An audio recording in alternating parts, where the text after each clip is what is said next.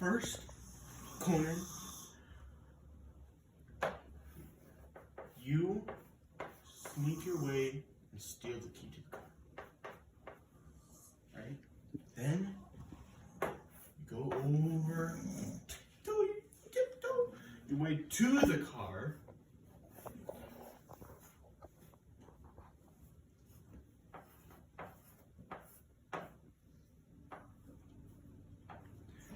Tip your way over to the car.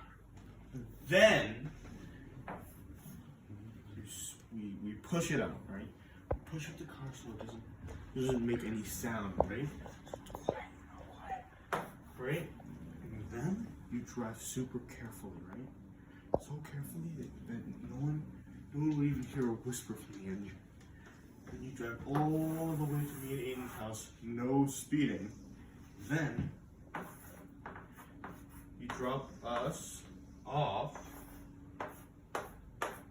Me and Aiden. Then you drive all the way back and turn off the car and just clock out.